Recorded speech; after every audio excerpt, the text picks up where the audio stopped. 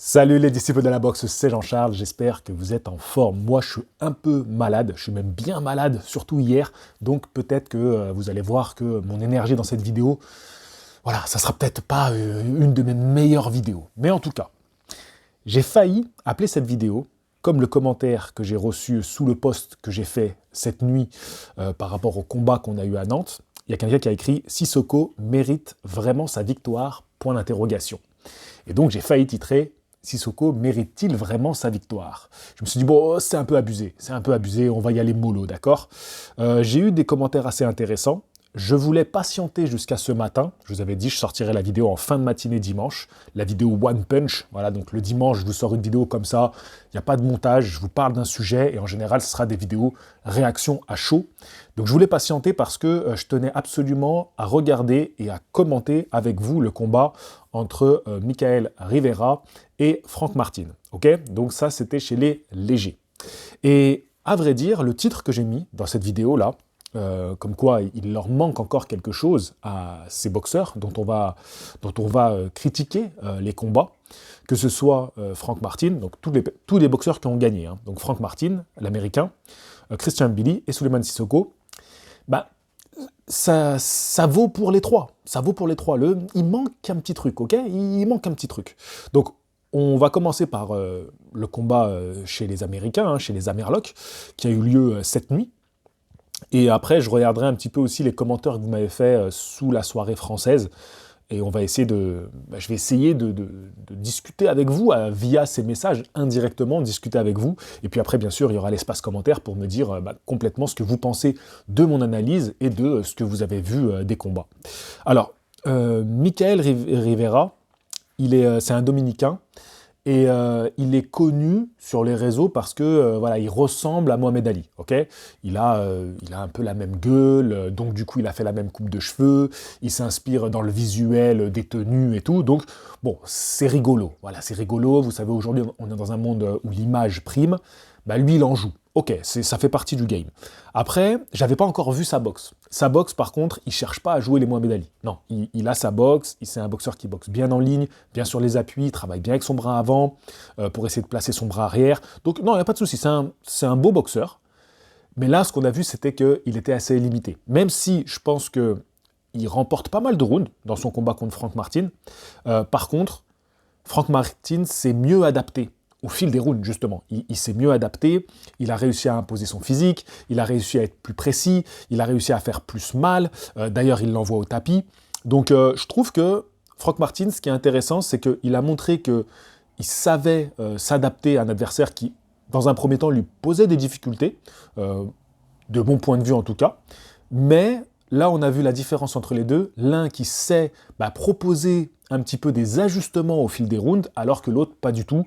Et au contraire, il subissait de plus en plus le combat avançait, plus Rivera, il subissait la boxe de son adversaire. Donc c'est une victoire qui est assez logique, à mon sens. Maintenant, Frank Martin, si tu regardes la catégorie des poids légers, donc je vais faire ça à chaque fois, hein, à chaque gars qui a gagné, parce que c'est vraiment la thématique de ma vidéo. Si tu regardes qui est devant lui, t'as Zepeda, t'as Lomachenko, t'as Davis, t'as Kambosos Jr. et t'as Haney. Et pour moi, ce qu'il a montré là, il est encore bien loin de ce niveau. Il y a vraiment beaucoup de marche à passer. Et ça va être le cas pour toutes les catégories qu'on va citer, que ce soit celle de Martin, que ce soit celle de Sissoko ou que ce soit celle de Mbili. En réalité, entre le top 5 et le reste du monde, waouh, c'est chaud. C'est chaud. Le saut que tu dois faire, il est très compliqué.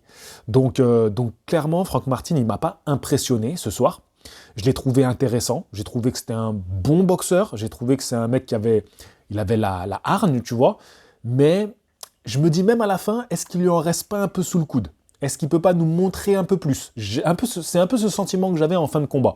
Voilà, j'ai pas grand-chose de plus à dire, à part que, bien évidemment, et ça va être le cas pour les autres aussi, on va pas se mentir, il manque encore quelque chose.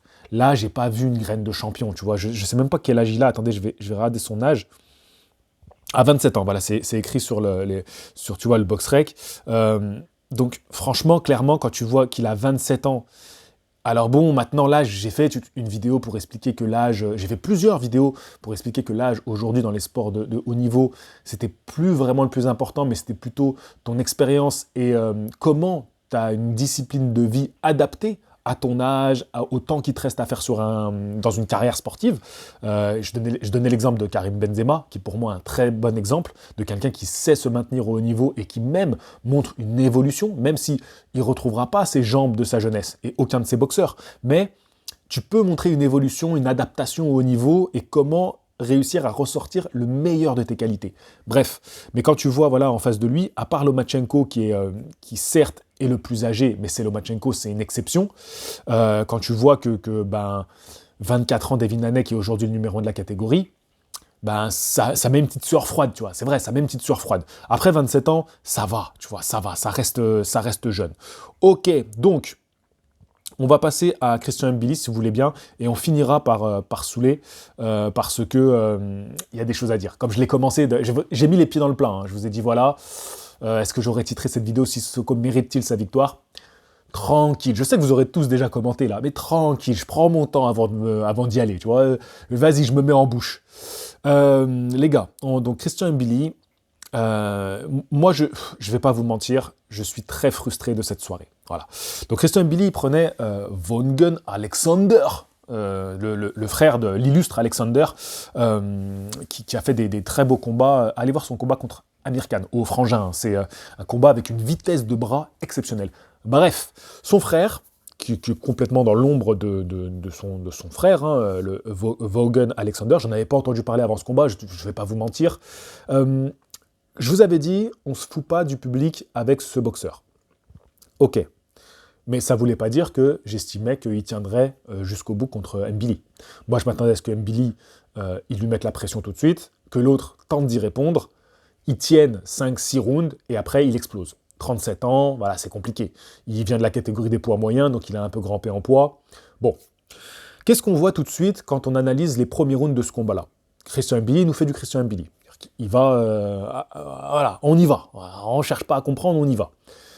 Parce que Mbili, il a une confiance absolue en son physique, en sa capacité à étouffer son adversaire. Il sait qu'il débitera plus que toi, il sait qu'il est explosif, il est rapide, il sait que ça fait mal, tu vois, à la longue, ses coups. C'est pas un puncher, mais quand je te dis c'est pas un puncher, c'est par exemple, tu vois, des mecs qui ont la foudre. Thomas Hearns, il avait bien ça, c'est-à-dire sur un coup, il t'électrocute. Mais Mbili me fait penser plus à des profils comme Hagler. Hagler, c'est un mec qui... C'est un bon parallèle. Mbili et Hagler, c'est un bon parallèle. Un mec qui avance sur toi. Mais Hagler, défensivement, il était beaucoup plus irréprochable que Mbili. Il travaillait sa défense avant de lancer ses attaques. Mbili, c'est un peu un mec qui se jette complètement dans la bataille. Alors, ça passait jusqu'à aujourd'hui contre ses adversaires parce que Mbili est une force de la nature exceptionnelle. Mbili est une machine. Aujourd'hui, on a vu qu'Mbili, son corps, il l'a un peu lâché. Et dans ces cas-là, comment tu réagis? Tu vois, c'est là, dans ces cas-là, comment tu réagis? Là, Mbili s'est retrouvé un peu à court de jus, on l'a vu au bout de quelques rounds, et puis cette faiblesse a amené à des crampes. Il commençait à avoir les jambes qui le lâchaient. Et là, c'est inquiétant. Parce que, heureusement, en face, c'était Vaughan Alexander. Je ne vais pas cracher dessus, mais il a 37 ans. C'est un mec c'est un petit cube. Voilà, c'est un bloc. Donc oui, il avait la morphologie qui lui permettait de ne pas prendre trop de coups, tu vois. Quand Mbili l'agressait, il prenait pas trop de coups. Mais il faut être réaliste. Ce mec-là n'avait pas vraiment de quoi inquiéter Mbili. Même un Mbili qui, là, était un peu dans le rouge. Et ça fait un peu mal au cœur de le voir comme ça. Donc, heureusement, en face, c'était un Vaughan Alexander. Donc, ça passe. Mais Mbili, sa capacité à gérer quand il va être un petit peu dans le mal, parce que là, ça peut être dû à ton adversaire, et Mbili, il va l'emmener en enfer, ton adversaire, mais quand c'est dû à toi, ton propre corps, où tu as un petit pépin, comment tu gères ça? Et là, on a vu que Christian Mbili, il y a un moment, c'est je crois le 8e, où il fait un round de récupération. J'étais encore plus inquiet, parce qu'il avait du mal à gérer ce round de récupération. C'était pas folichon ce qu'il proposait. Attention, je suis critique envers ces boxeurs, parce qu'on parle de boxeurs, les trois, hein, qui sont prétendants à aller affronter le top. Okay, donc on les analyse par rapport à ça. Les trois boxeurs sont des boxeurs excellents. Okay, il n'y a pas de souci par rapport à ça, c'est des boxeurs excellents. Maintenant, on analyse par rapport à des boxeurs qui vont dans les prochains combats Ils vont devoir faire armes égales avec les boss de 3 catégories hyper dangereuses aujourd'hui.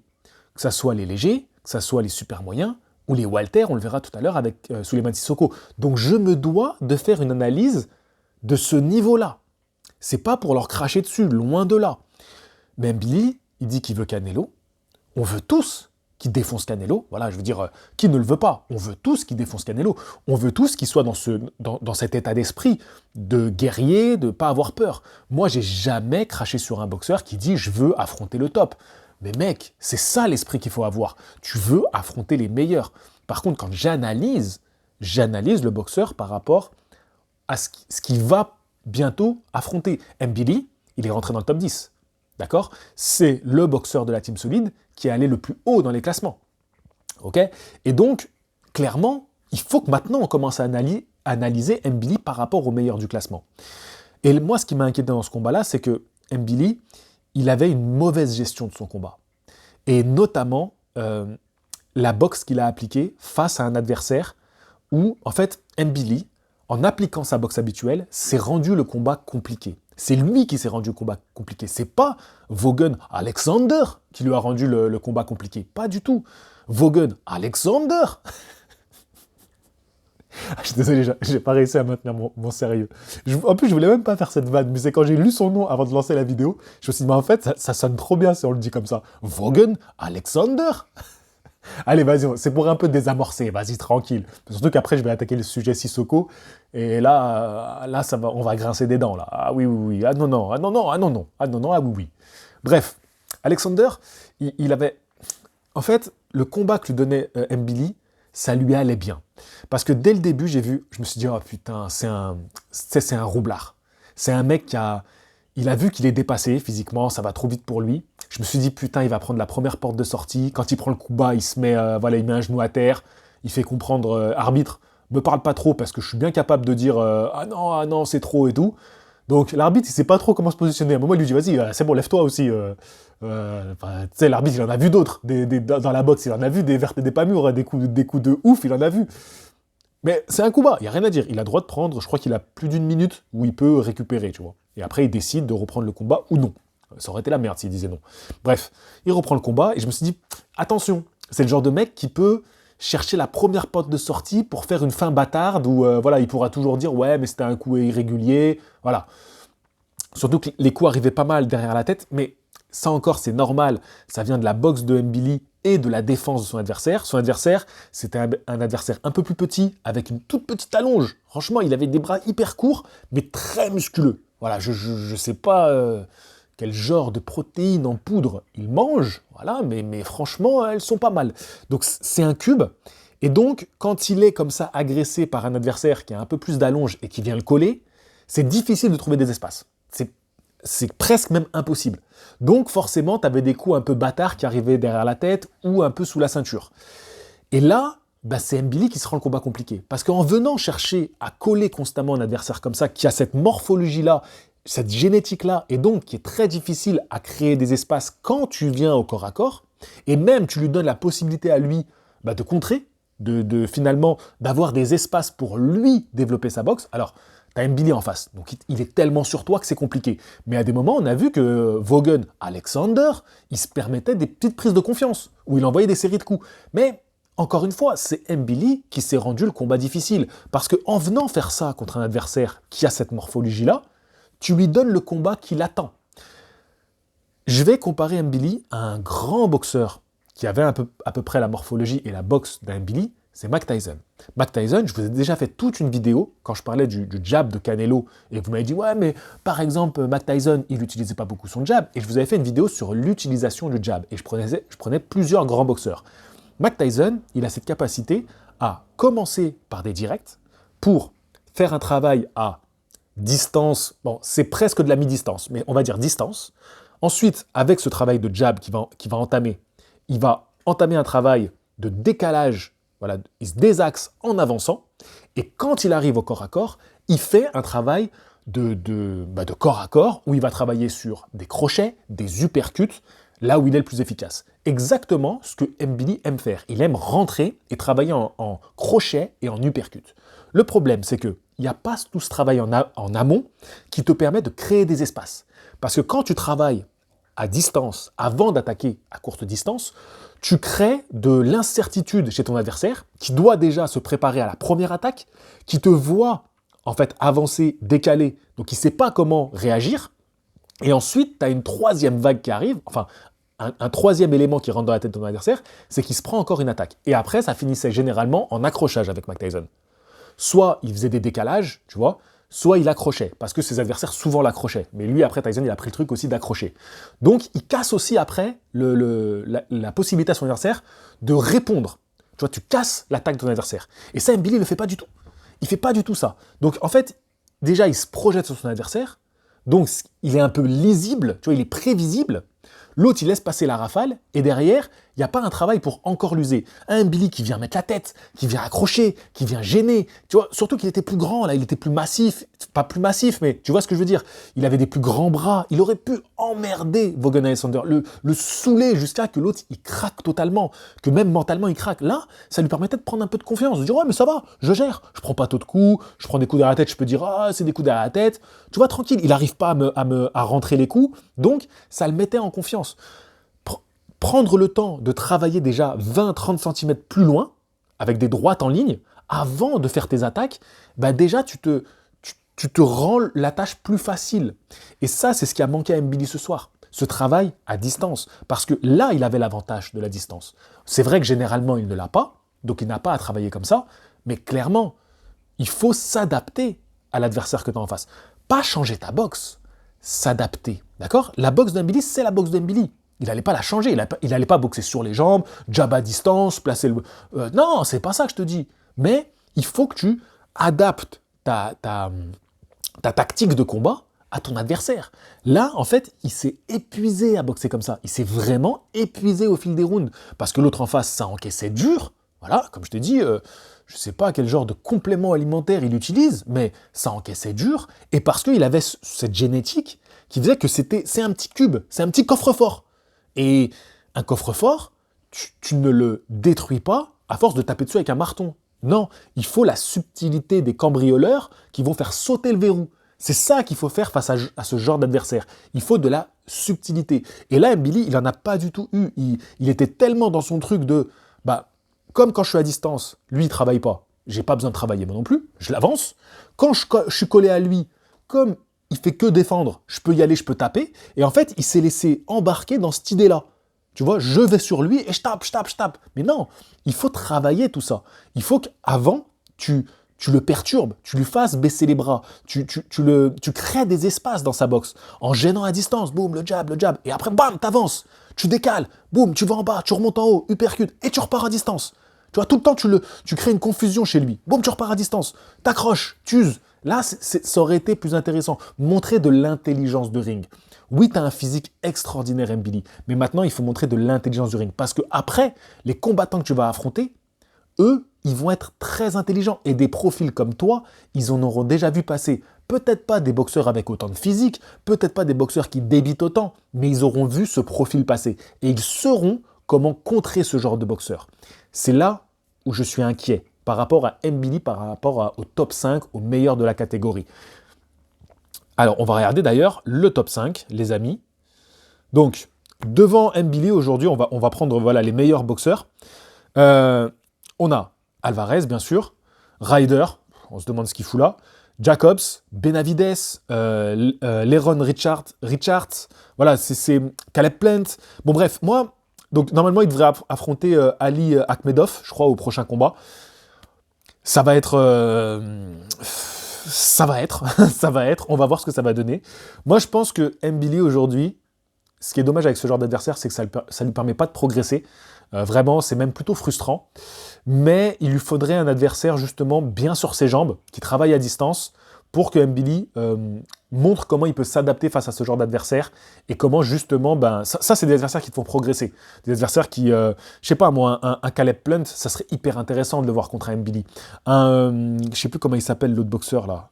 Il a fait pas mal de défaites, et il avait affronté, justement, Caleb Plant. Attendez, je vais essayer d'aller voir. Des anciens comme ça.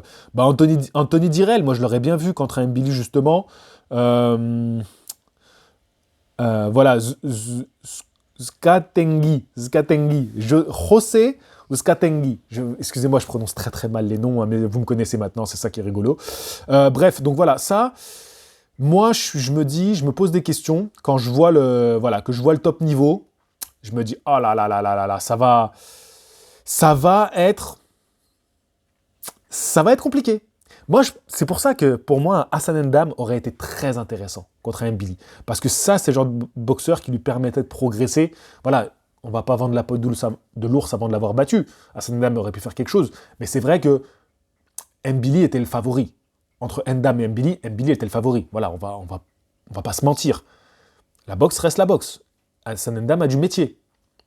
Mais surtout, Hassan N'Dam, avec son métier, aurait permis à Mbili justement de progresser. Ça arrivait au bon moment, je pense. Bref, on va revenir sur notre cher Souleymane Sissoko. Excusez-moi, j'étais un peu perturbé parce que j'ai enlevé le mauvais onglet. Et Souleymane Sissoko, donc là, je vais commencer par vous dire un truc. En fait, ce qu'il faudrait avoir, c'est une fusion entre Mbili et Sissoko. Parce que, je parle beaucoup, hein, je suis déjà à plus de 20 minutes. D'un côté, t'as le boxeur hyper confiant en son physique, tu vois, hyper agressif, qui met tout le temps du débit, qui propose. Et d'un autre côté, t'as un boxeur hyper cérébral, tu vois, très intelligent, qui va analyser la boxe de l'autre, qui va être prudent. Et en fait, l'association des deux serait extraordinaire. Tu vois, l'intelligence du ring, l'intelligence technique, tactique, et le physique extraordinaire, le mec qui hésite pas à aller au charbon. Mbili, il te donne du spectacle. Mbili, tu kiffes, t'es là, c'est quand même... Voilà, le mec, il te propose. Là, en face, c'était un mec qui proposait pas grand-chose, donc c'est vrai que ça a rendu le combat un peu laborieux, un peu long. Tu vois, on se dit, bon, ça prend du temps, mais c'est pas la faute d'Mbili. Mbili, il te fait le combat à chaque fois. Il y va, il charbonne, tu vois. Et vas-y, il donne. Et ça, il le fera tout le temps. Il le fera contre un Benavidez, il le fera contre un Berlanga, il le fera contre un Canelo. Il le fera tout le temps, ça, Mbili. C'est ça qui est beau. C'est un mec qui te donne du combat. Donc ça, on peut pas lui reprocher. Et d'un autre côté, Sissoko, et ce qui a manqué à Mbili, vous avez vu, c'est un peu de l'intelligence de ring. Enfin, intelligence. Vous voyez ce que je veux dire? C'est un peu de travail tactique. Proposer une tactique face à un adversaire comme ça. Comment tu proposes une tactique? Tu vois, cette capacité à mettre des ajustements. Ce que Sissoko fait très bien. Par contre, Sissoko, aller s'imposer physiquement, on voit qu'il a du mal. Et c'est pour ça que là, on va passer à Sissoko. Donc, je vais regarder juste quelques commentaires sur Instagram. Allez vous abonner à Instagram. Allez, faites-moi gagner quelques abonnés, là, ce serait cool. Toujours dans la description, il y a le lien Instagram. Instagram, en plus, je suis en train de changer un peu ma communication sur Instagram. Vous allez voir, je fais une page plutôt sympa, et notamment dans les stories. Alors, ah bah tiens, on a un message. Vaughan Alexander, très très impressionnant, de résistance, de volonté. Bravo à lui et félicitations à notre champion Mbili. Très hâte de voir son prochain combat. Donc voilà, on a eu un message. Christé Sabé, c'est quelque chose. Donc voilà, un petit coucou à Christé Sabé qui était en sous-carte, qui a fait un combat contre un adversaire compliqué, qui lui a compliqué la tâche, qui a donné une belle opposition. Il n'était pas venu pour enfiler des perles. Et franchement, avec Christé Sabé, il s'est très bien débrouillé. Il n'est pas rentré dans son jeu et il a fait sa boxe. Beaucoup de sang-froid. Donc après, on a eu Sissoko, mérite-t-il vraiment sa victoire? Est-ce que j'ai autre chose? Vaughan, très dur à l'image de son histoire, un véritable modèle de détermination et de rédemption. Hâte de voir Mbili affronter ce qu'il y a de mieux dans la KT. Ok, donc je vais couper le Instagram. Et j'ai vu aussi sous les podcasts de Box Attitude, la chaîne secondaire, les podcasts de Box Attitude. Alors, gros combat de Soulé en mode contreur. Pour moi, ça aurait même dû être une décision unanime, tellement il a tous les clean shots, alors que l'autre frappait dans ses gants. La catégorie welter lui va bien. Alors, je commence par un beau commentaire qui fait une éloge de Sissoko avant de faire ma critique, ok? Après, on a eu un autre message. J'attends ta réaction, JC. Pour moi, on a vu des combats proposés ce soir. Christian et Soulé ne sont pas prêts pour affronter les champions de la catégorie supérieure. La catégorie de leur catégorie respective. Excusez-moi, je perds un peu mes mots, mais c'est exactement le titre de cette vidéo. Voilà. Bravo les gars, fierté de nos boxeurs, ça fait vraiment plaisir, plus que la victoire des Bleus demain. Oui, parce que c'était cette nuit que j'ai mis le message. Et bien sûr, on est prêt pour la finale. France-Argentine. D'ailleurs, on remet ça quand vous voulez. Un Soro Castagno, hein, France-Argentine, on a une revanche à prendre. Voilà. Bon, les gars. Il faut y aller maintenant, il faut se mouiller. Souleymane Sissoko, là, ce qui est important dans notre analyse de ce combat, c'est de remettre un peu le contexte de comment on nous a vendu ce combat-là. Quand je dis qu'on nous a vendu ce combat-là, ça ne veut pas dire forcément qu'on nous a menti sur le combat, mais on nous vend un combat, on nous propose quelque chose. C'est-à-dire, qu'est-ce qu'on nous propose avant qu'on regarde le combat. On nous propose le premier gros test de Sissoko dans sa carrière.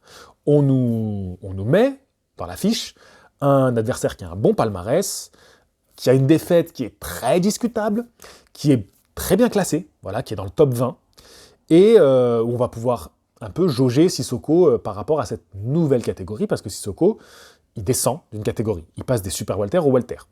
Pourquoi il descend? Parce qu'on a vu que chez les welter, souvent, il était plutôt le petit gabarit, on l'a vu se faire toucher, on l'a vu mettre un genou à terre, on l'a vu par moments en difficulté. Et donc, Sissoko, il a estimé qu'il serait plus à l'aise dans la catégorie inférieure. Voilà un petit peu l'avant-combat qu'on a. Moi, très clairement, j'avais un peu une crainte pour ce combat, et je voyais même Mbengue gagner ce combat-là avant la limite. Voilà. Je ne vais pas vous mentir, je vais vous le dire comme je le pense. Maintenant, et on avait même aussi une ceinture. On nous vendait une ceinture WBC, ok? Pas la ceinture de champion du monde, mais on nous sort une ceinture. Donc c'est une ceinture qui va te permettre de te classer et derrière d'avoir ton championnat. Maintenant, on va régler tout de suite l'histoire de la ceinture. Une ceinture comme ça se paye. Il faut la gagner sur le ring, ok, mais ça se paye. C'est une histoire d'argent. Par contre, une fois que tu as cette ceinture, oui, c'est vrai que tu peux être très rapidement challenger au titre. Voilà. Parce que la boxe, c'est un sport où c'est aussi beaucoup question de poids et d'argent. Souleymane Sissoko, jusqu'à aujourd'hui, il a été très bien accompagné. Okay, il a été très bien accompagné, il a fait des beaux combats en France, mais surtout, Souleymane Sissoko, c'est un boxeur qui a été en sous-carte de très grands événements de la boxe depuis qu'il a commencé sa carrière chez les pros. Il a été en sous-carte de grands champions comme Anthony Joshua, comme Saúl Canelo Alvarez, comme Roman González dit Chocolatito. Ne serait-ce que ces trois noms, ça vous montre que Sissoko s'est très bien entouré pour se faire une carrière de boxeur. Et ça, c'est pas un reproche. Au contraire, c'est bravo à lui. Bravo Souleymane Sissoko d'avoir fait des choix intelligents pour un boxeur français. Parce que qu'est-ce que c'est compliqué quand on est boxeur français de bien s'entourer, de signer avec les bonnes personnes, les gens qui vont te permettre d'avoir des opportunités comme ça. Qu'est-ce que c'est compliqué? Parce qu'on peut bien voir que très rapidement, on peut te bloquer dans ta carrière, on peut te bloquer dans tes possibilités de prendre ton envol. Sissoko a fait les bons choix, il n'y a rien à dire. Il faut rajouter cette possibilité de régulièrement faire des cartes en France et des belles cartes en France. Il a participé aux plus belles cartes en France. Celle de Roland Garros était exceptionnelle. C'était une très belle soirée. Voilà, tu peux dire ce que tu veux, mais une soirée à Roland Garros, c'est un endroit mythique. Et quand tu as le président de la République qui vient, j'en ai rien à foutre de la politique. Tu as le président qui vient pour regarder une soirée de boxe, c'est quelque chose. Ça veut dire que c'est pas rien ce qui se passe. C'est pas rien. D'accord? Je te parle pas de politique. D'accord? Je ne dis pas que c'est bien que Macron soit là pour Macron, je m'en fous. Ce que je te dis, c'est que c'est une soirée boxe avec ça autour. Et ça, c'est important. Ça, c'est des choses que les Américains savent très bien faire. Nous, on est à la ramasse pour ça. Donc là, quand on le fait, c'est bien, c'est une belle chose. Bref, tout ça pour vous dire que Sissoko, il fait des bons choix. Mais là, cet adversaire-là, je le craignais. Je le craignais énormément. Et c'est un adversaire que j'avais regardé un combat à lui juste avant, et j'avais vu que son intelligence, c'était ça que je redoutais le plus, son intelligence du ring.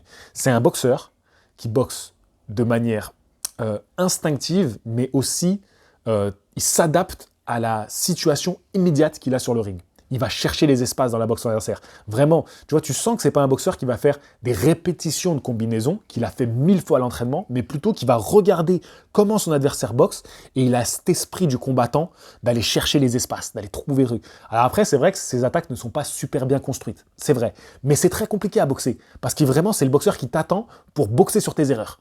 Et ça, c'est chiant. Un mec comme ça, attention, il faut être excellent si tu veux déjouer ses tours. Et il faut reconnaître que Sissoko s'est bien débrouillé. Maintenant, revenons à ce combat. Okay, ce combat en soi, déjà, ce qu'on voit, par rapport à ce que je vous ai dit avant, parce que je veux les chiffres, c'est pour ça que je suis un peu sur mon ordi, excusez-moi, parce que je veux les chiffres. Je veux les chiffres par rapport à la taille et tout de l'adversaire. Comme je vous ai dit, on annonçait Sissoko dans une nouvelle catégorie, donc peut-être plus à son aise physiquement. Déjà, on voit qu'il est face à un adversaire plus grand que lui. Alors, attention, 1m82, le Sud-Africain Mbengue, Toulani Mbengue, c'est énorme. pour la catégorie des Walter, c'est énorme. Mais c'est pas rassurant sur ce sur quoi on attendait justement des réponses. C'est-à-dire que on se dit, bon, Sissoko il descend de catégorie, il va être un peu plus affûté, enfin, tu vois, par rapport à son adversaire. Il va être un peu plus solide, il va être un peu plus confiant en termes de son punch, en termes de sa résistance au coup. Voilà, il vient de la catégorie au-dessus. Donc normalement, il a cette petite marge. Ça devrait être dans ce sens-là qu'on devrait penser, tu vois. Comme quand on se dit qu'un mec monte, bah, il va être désavantagé, parce qu'il va perdre de sa force de frappe, il va perdre peut-être de sa capacité de résistance, mais ses atouts vont être sa vitesse d'exécution. Bah, là, normalement, un adversaire qui descend, on pense l'inverse. Et c'est pas ce qui se passe. Tout de suite, dès les premiers rounds, ce qu'on voit, c'est qu'on a un adversaire qui est beaucoup plus athlétique que lui, beaucoup plus grand que lui, qui a une plus grande allonge que lui, et surtout, c'est lui qui semble le plus puissant. Qui semble, parce que, attention, je ne pense pas que entre Mbengue et Sissoko, ça soit tant que ça Mbengue qui soit plus puncher. Très sincèrement, en ayant revu le combat à froid, je pense pas que Mbengue soit vraiment plus puncher que Sissoko. Mais par contre, il nous donne cette impression parce qu'il avance, il débite, il pose ses coups, même ses coups dans la garde. On voit que Sissoko, il veut pas trop y aller, il veut pas vraiment aller au charbon. Et il passe beaucoup plus de temps à se défendre et à réagir à la boxe de son adversaire que à essayer d'imposer son rythme, essayer même de faire des changements de rythme. Dans les premiers rounds, on se dit, il faudrait peut-être qu'il descende encore, le gars, hein, parce que là, en face de lui, c'est encore costaud. Ou même on se dit, mais il a vraiment changé de catégorie, comment ça se passe là? Vous êtes sûr? C'est quoi les poids? Expliquez-moi là. Et on est quoi? On est monté encore? C'est quoi le problème là? Donc c'est vrai que déjà cette question-là, on n'est pas tant que ça rassuré. Maintenant, je vous dis, attention, Mbengue, c'est un cas particulier. Je pense que des mecs de cette taille-là, dans cette catégorie, il n'y en a pas beaucoup. Des mecs avec athlétiques comme ça, il n'y en a pas beaucoup. Moi, je trouve que c'est un athlète impressionnant et surtout qu'il use bien de ça. Mais ce qu'on voit, dès les premiers rounds aussi, c'est que Mbengue, malgré sa très grande allonge, il n'est pas aussi bon pour travailler à distance que Sissoko. Sissoko, il travaille très bien à distance. Très, très, très bien. Et il est efficace, il est précis. Et c'est là où j'en viens, alors, je vais vous donner mon scoring, comme ça au moins on va pas tortiller plus longtemps. Pour moi, il y a match nul. Voilà. Hier, à chaud, j'étais même en train de dire qu'il gagne, le Sudaf. Mais là, j'ai pris le temps, j'ai noté les rounds, vraiment, j'ai essayé de ne pas me laisser embarquer par ce que j'entendais comme genre de commentaires. De voilà, poser ma tête le plus froidement possible, de dire vas-y, tu juges round par round, tu notes. Et pour moi, il y a un match nul. Voilà, clairement. Maintenant, ce que j'ai vu de Sissoko, ce qui me pose encore question, c'est que j'ai du mal à comprendre comment un mec qui est aussi bon techniquement, qui peut être aussi rapide dans ses attaques, tout en gardant une précision pareille, il n'a pas encore suffisamment confiance pour aller un peu plus imposer son combat. C'est-à-dire quand tu regardes le combat dans l'ensemble, et c'est pour moi ce qui lui a fait perdre pas mal de rounds, c'est qu'il subit la boxe de son adversaire, il subit, et il se prend beaucoup plus de coups, tu vois, l'autre en face débite beaucoup plus. Donc, c'est pas Sissoko qui prend le contrôle du combat. Et ça, c'est vraiment quelque chose sur lequel il doit encore travailler, il doit encore progresser, prendre le contrôle de l'ensemble du combat. Surtout quand tu es face à un adversaire comme ça, qui est plus dans...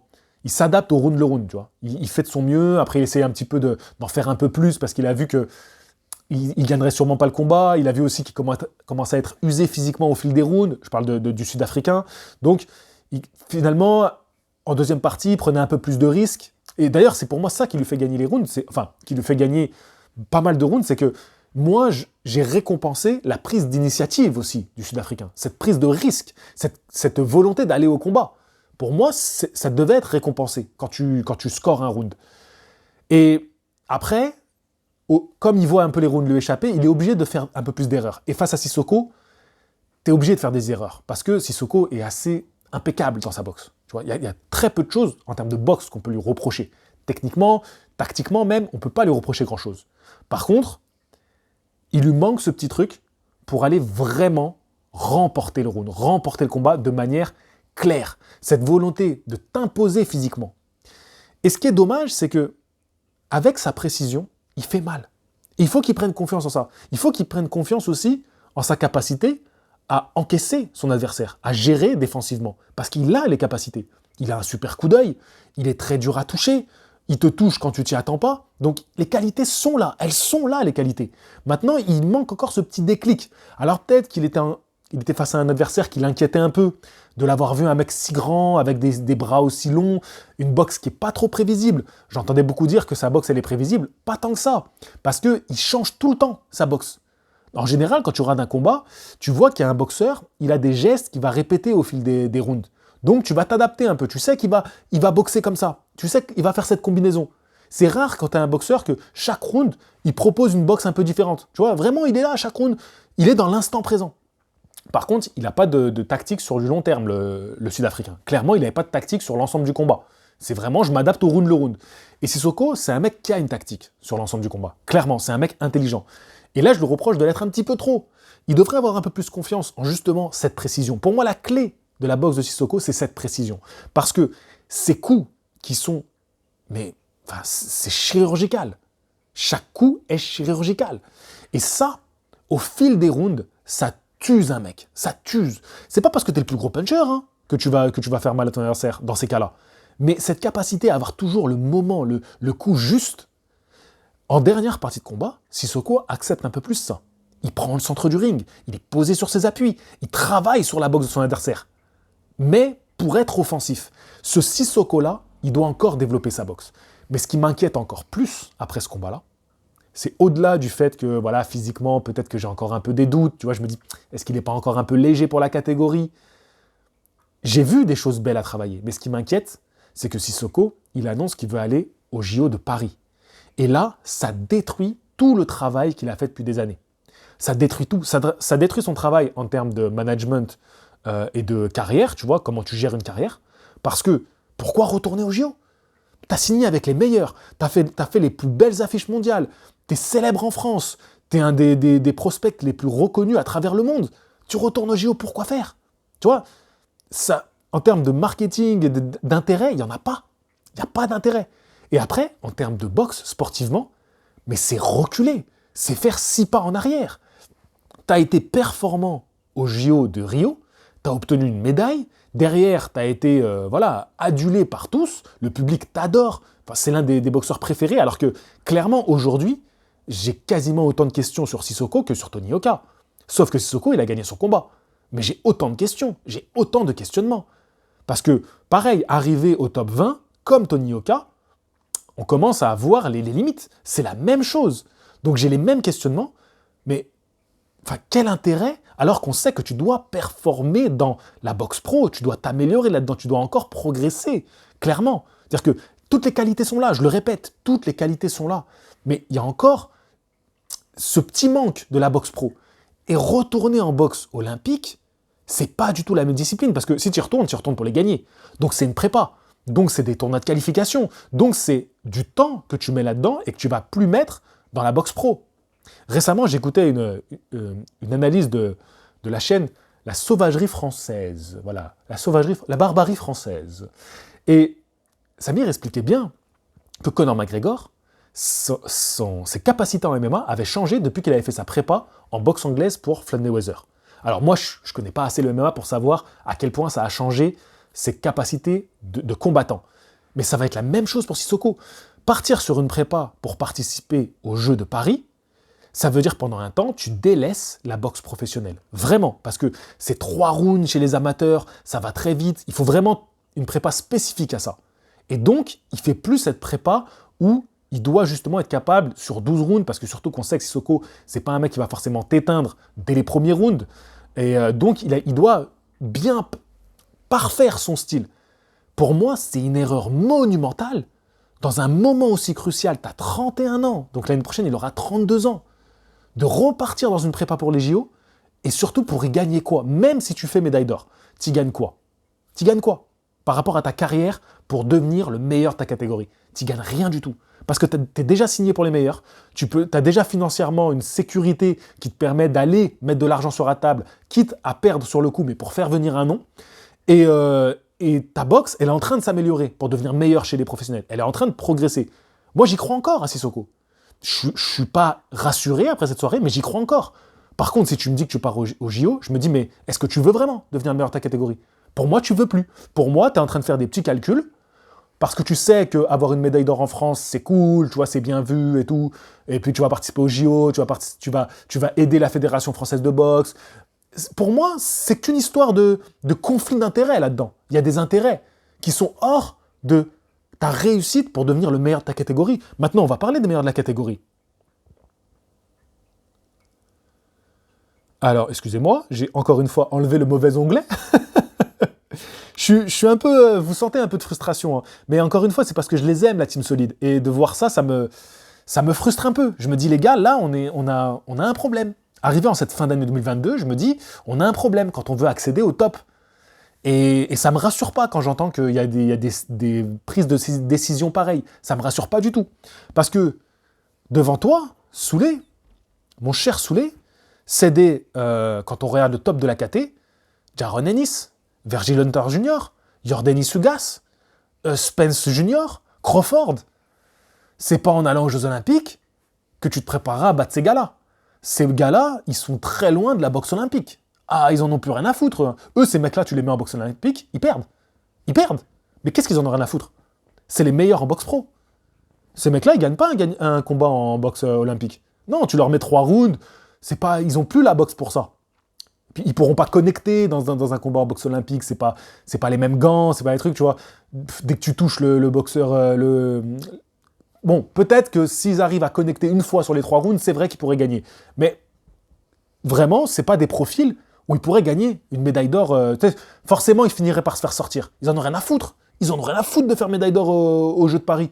Ces mecs-là, c'est les meilleurs de la KT parce que c'est des putains de boxeurs professionnels. Ils sont excellents en boxe pro. Et Sissoko, c'est ça qu'on veut voir aujourd'hui. On veut te voir devenir un des meilleurs dans cette catégorie. Et surtout, tu peux le devenir. Et même si tu échoues, même si au bout de quelques années, on se dit, bon, bah voilà, il a échoué, il n'a pas réussi. Mais c'est beaucoup plus glorifiant, et même tu te feras plus de thunes à tenter ça, même si tu restes sur un échec au final. Imaginons le pire, hein, imaginons le pire. Il arrive aux mondiales, il prend un KO. Voilà. Mais c'est beaucoup mieux que de retourner au JO et de faire médaille d'or. La vérité, le choix entre les deux, pour moi, il n'est même pas discutable.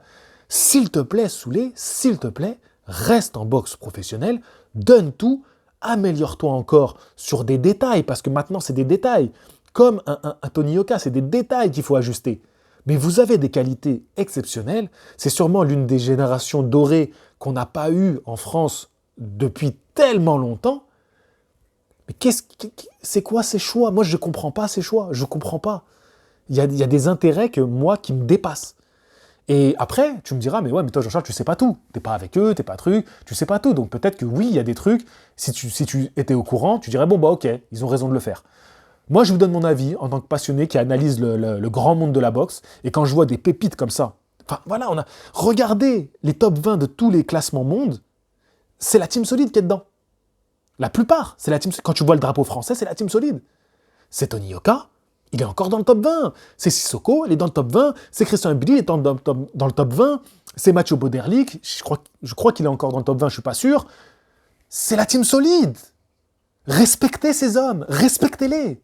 J'en ai marre, respectez ces hommes. Mais par contre, les gars, la team solide, allez-y. Mathieu Boderlik, tout mon respect cette fin d'année. Tout mon respect. T'es allé prendre Callum Smith. Tout mon respect. Ça, c'est plus respectueux que de repartir une 6e fois aux Jeux Olympiques. Non, la fin de cette vidéo, c'est un petit coup de gueule parce que, en fait, on ne pourra plus vous défendre à un moment donné. On ne pourra plus vous défendre, nous les passionnés de boxe. Ça fait 7 ans qu'on en prend plein la gueule parce qu'on vous défend. On vous défend corps, cœur et âme. On vous défend comme des fous. À un moment donné, ça fait 7 ans qu'on se prend des insultes parce qu'on croit en vous. On se prend des insultes parce qu'on croit en vous. Bah à un moment donné, vous aussi croyez en vous. Retournez pas aux Jeux Olympiques. Moi, je veux que tous les boxeurs de la team solide, ils parlent comme Christian Mbili. Je préfère me faire insulter. Vraiment, insultez-moi, les gars, si je défends un mec qui parle comme Christian Mbili, qui dit « je veux boxer Canelo ». Insultez-moi si je défends un mec qui dit « je veux boxer Wilder » comme le fait Tony Yoka. Je préfère me faire insulter dans ces cas-là, parce que si vous m'insultez pour ça, c'est que vous ne comprenez rien à l'esprit d'un combattant. L'esprit d'un combattant. Vous comprenez rien à ça. Donc c'est pas grave. Vous m'insultez, mais comme vous n'y comprenez rien, je vous en veux pas. Par contre, faire des trucs comme ils font là, de ne pas communiquer avec le public, de repartir au JO, on peut plus vous défendre en fait. On peut plus vous défendre. Parce que là, les critiques, elles seront justifiées. Voilà. Bon, je finis avec un petit coup de gueule. Sur ce, je vous dis à la prochaine. Fighting!